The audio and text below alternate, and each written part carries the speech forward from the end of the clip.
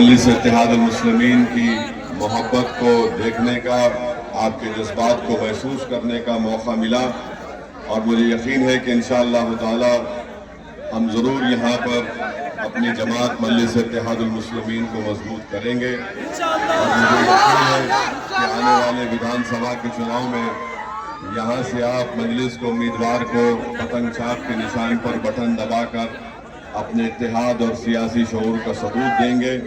और मुझे यकीन है कि आने वाले विधानसभा में हम पूरी बिहार की राजनीति में एक नया इनकलाब और एक नई तारीख लिखेंगे इंशाअल्लाह ताला। और हम यहाँ पर अपनी एक सियासी लीडरशिप को बनाएंगे। याद रखिए, किसी कौम के लिए, किसी समाज के लिए 50 और 70 साल का एक लंबा अरसा काफी होता है इस बात को समझने के लिए, इस बात को महसूस करने के लिए कि जब तक वो समाज, वो समुदाय अपनी एक सियासी लीडरशिप को नहीं बनाएगा, उनकी तकलीफ, उनके मसाइल, उनसे इंसाफ नहीं हो पाएगा। बिहार में आज मुस्लिम अक़लियत की आबादी 19% की है और 19% आबादी इतनी बड़ी आबादी है कि आपके बगैर कोई हुकूमत ना बन सकती है, ना आपकी आवाज के बगैर कोई सियासी फैसले लिए जा सकते हैं। मगर हम अपनी इस ताकत को महसूस नहीं कर रहे हैं। मैं आपसे ये बोलने आया हूँ कि आप सिर्फ वोट डालकर अपने घर में मत बैठ जाइए। आप एक शहरी हैं, आपको तमाम हुकूक हासिल होना है, आपको तमाम हक आपको मिलना है जो भारत के संविधान ने हम तमाम को दिया है। तो मेरी आपसे गुजारिश है कि अख्तरुल ईमान साहब की क़ियादत में जो बिहार में मुस्लिम अक़लियत और मजलूम अवाम की इंसाफ की लड़ाई लड़ी जा रही है, इसमें आपके साथ की जरूरत है, आपकी वोट की जरूरत है। और आप तमाम नौजवानों को एक पैगाम देने आया हूँ कि देखिए, लड़ाई आपके लिए है, आने वाला मुस्तक़बिल नौजवानों आपका है। बिहार में 60% आबादी, करीब 60% आबादी 25 साल से कम उम्र नौजवान लड़के और लड़कियों पर मुश्तमिल है। मैं बुजुर्गों से गुजारिश और अपील कर रहा हूँ कि आप जब वोट डालने जाएंगे तो इन अपने नौजवानों के चेहरों को देखिए, इनकी हालात पर गौर करिए।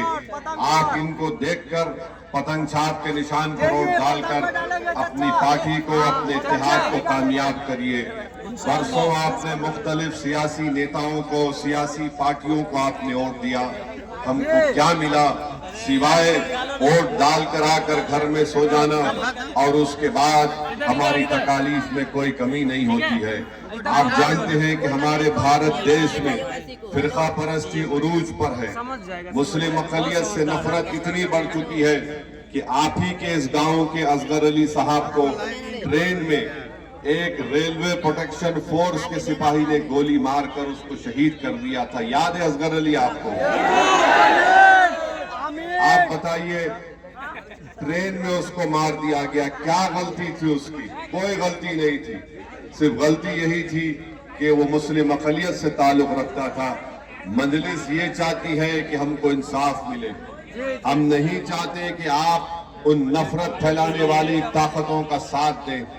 आप इंसाफ के लिए वोट दें, अपने रोशन मुस्तकबिल के लिए वोट दें, ताकि मजलिस की आवाज बिहार की विधानसभा में गूंजे, आपसे आपको इंसाफ मिले, हमारे नौजवान बच्चे और बच्चियों का मुस्तकबिल अच्छा हो सके। याद रखिए, मजलिस नहीं चाहती कि बिहार में दोबारा बीजेपी और नीतीश कुमार की हुकूमत बने। इसीलिए अख्तरुल ईमान ने लालू प्रसाद यादव को, तेजस्वी यादव को खत लिखकर कहा कि हमको इत्तेहाद हमसे कर लीजिए। हमने दोस्ती का हाथ उनकी तरफ बढ़ाया। अख्तरुल ईमान ने तेजस्वी यादव को खत लिखकर कहा कि मजलिस को बिहार में सिर्फ 6 सीट दीजिए। अगर आप मुख्यमंत्री बनते हैं या आपके इंडिया अलायंस को सत्ता मिलती है तो मजलिस के विधायक को मंत्री मत बनाइए।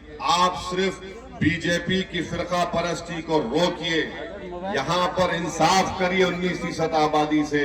अगर इसके बावजूद भी तेजस्वी और लालू प्रसाद और उनके खानदान के लोग हमारी इस दोस्ती की पेशकश को कबूल नहीं करते और दोबारा अगर खुदा ना खास्ता मोदी का आदमी यहाँ पर मुख्यमंत्री बनेगा तो आपको मालूम हो जाएगा कि कौन मोदी को बिहार में आने से रोक रहा था और कौन मोदी को बिहार में कामयाब करना चाहता था।